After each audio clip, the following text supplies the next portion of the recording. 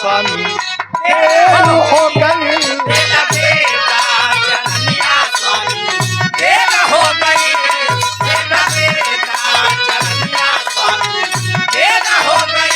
अरे अखिया तरस बिन अबेर हो गई, जो है अखिया तरस बिन अबेर हो गई, बेटा बेटा चरनिया स्वामी, अरे देर हो गई, बेटा बेटा चरनिया स्वामी, देर हो गई, बेटा बेटा चरनिया स्वामी, देर हो गई, बेटा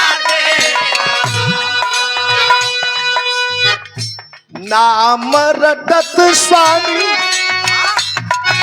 चाहे जहाँ रहा, नाम रटत स्वामी दर्शन मिलेला,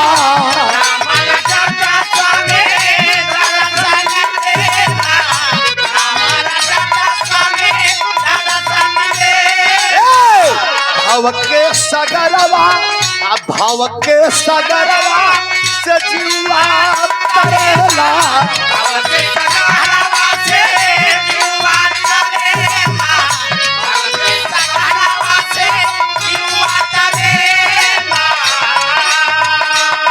तो यही धरती पर पाप बहुत ढेर हो गई, यही धरती पर पाप बहुत ढेर हो गई, देता देता चरनिया स्वामी ढेर हो गई, चरनिया स्वामी ढेर हो गई, देता देता चरनिया स्वामी ढेर हो गई, देता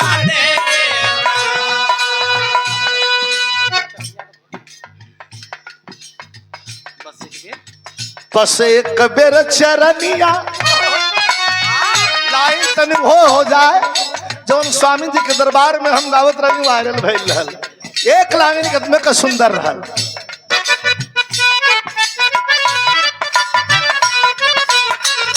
करुणा निधान सद्गुरु, अरे करुणा निधान सद्गुरु जगत के दाता हुआ,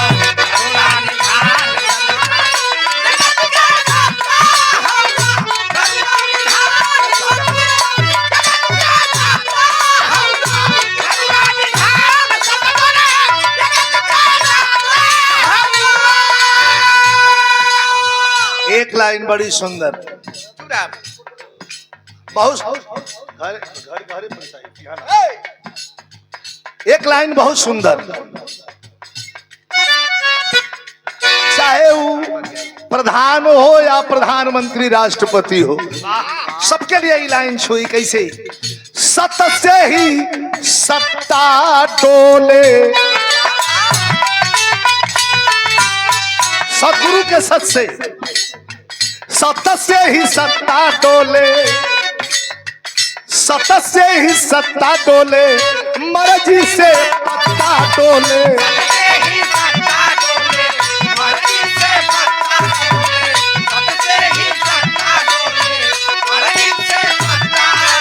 अरे सत से ही सत्ता डोले, मर्जी से पत्ता डोले, जानला जहान सद्गुरु, जानला जहान सद्गुरु जगत के दाता हुआ,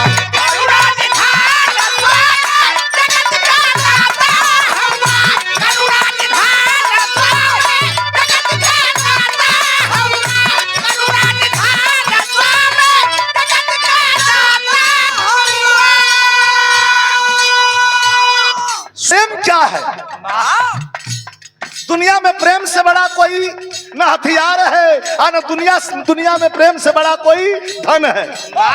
एक लाइन महोदय, अरे दुर्योधन का निमंत्रण क्या कोई मामूली निमंत्रण था?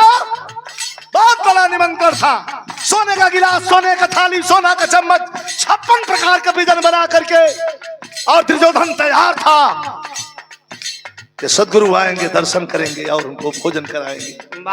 लेकिन भगवान चलते हैं, रास्ते में एक प्रेम था जो दुर्योधन के घर की तरफ जाने से मना कर रहा था, बार बार अपने कुटिया की तरफ खींच रहा था। वो किसका प्रेम था? दासी पुत्र महात्मा विदुर चलते जा रहे हैं। जरा विजुअल देखिएगा, मैं गा रहा हूं, आप ध्यान अपना वहां रखिए। महात्मा विदुर के पास और भगवान कृष्ण के पास। कृष्ण चलते जा रहे हैं, चलते जा रहे हैं, लेकिन विदुर बार बार यही कह रहे हैं कि मैं तो गरीब हूं, क्या मेरे पास कुछ खाने के लिए नहीं है, घर में फूटा दाना भी नहीं है, क्या भगवान मेरे पास आ जाएंगे? नहीं नहीं नहीं नहीं नहीं, इसकी कल्पना नहीं की जा सकती, हमारे पास नहीं आएंगे। लेकिन पैर, आत्मा तो है कि उसके निमंत्रण बजाना है, लेकिन पैर बढ़ा था विदुर के ओर। ये प्रेम है। तो कभी कह रहा है, अरे भगत विदुर घर गई, क्या प्रेम है, दिखाई हो प्रेम हो कैसे। गईला गईला भगत विदुर घर गईला, भगत विदुर घर गईला, प्रेम से सकल खैला, अरे प्रेम से भगत विदुर घर गईला, प्रेम से अरे भगत विदुर घर गईला, प्रेम से सकल खैला, छोड़ के पाकवान सदगुरु, छोड़ के पाकवान जगत का दाता,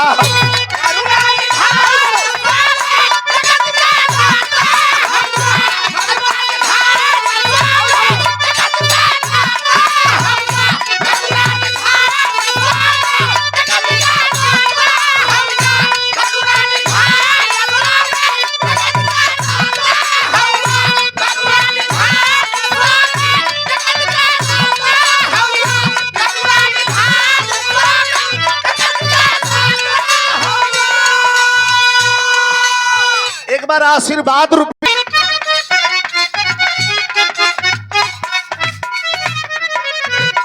बिहारी गणेश,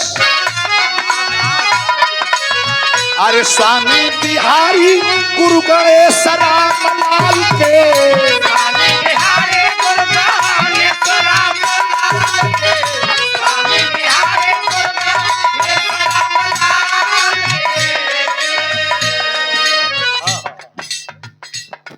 हम एगो भक्त हई, पूर्णिमा महीना में एक दिन पूर्णिमा आवे ले, पूर्णिमा के दिन धरती के पर कहीं रहब हम भाई विंध्यवासिनी के धाम पर रही। लागले साल चमाव में हमार कार्यक्रम भी रहल, बड़ा सुन के तबीयत प्रसन्न भई। गाना बड़ी बात नहीं है, गा करके प्रेम का विस्तार कर देना, प्रेम से सराबोर कर देना। वो चाहे कलाकार हो, श्रोता हो, और चाहे हमसे बड़ा हो या छोटा हो, महफिल में जो प्रेम से लूट लिया वही कलाकार है। और मैंने देखा, एक बार ताली बजा के सम्मान होगी कि चाहिए। हमारे कमलेश पाल जी, डॉक्टर कमलेश पाल जी, शुभ आशीर्वाद, धन्यवाद, तरक्की करें, खूब आगे बढ़े। आप लोगों पर बहुत बड़ा भार है इस बिरहा का। हम लोगों से जो सपरा, हमरो तो काम खत्म है रहल, एक्सीडेंटवा भयल रहल, हम सोचले कि बस हम निकली दे, काम खत्म है हो।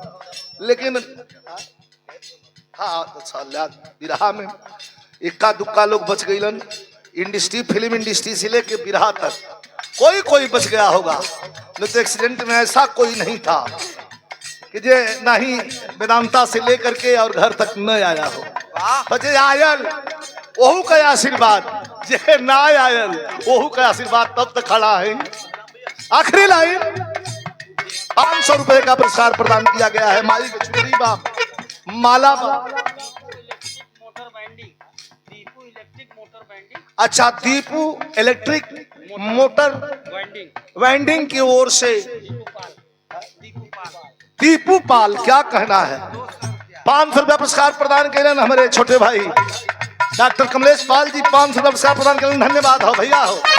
अरे बिहारी गणेश, अरे स्वामी बिहारी गुरु गणेश राम लाल के, स्वामी बिहारी गुरु गणेश राम लाल के, स्वामी बिहारी गुरु गणेश राम लाल के।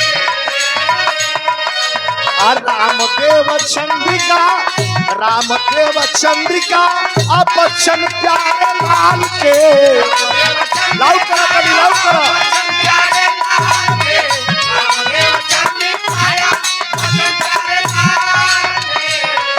स्वामी जी का कृपा भाई तो एक लाइन कहे के पड़ल।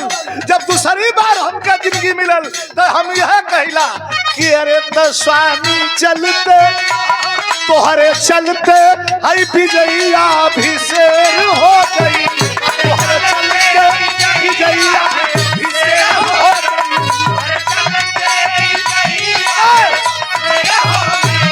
तोहरे चलते और विजयिया भी शेर हो गई। अरे देता देता चरनिया स्वामी अरे तेरे हो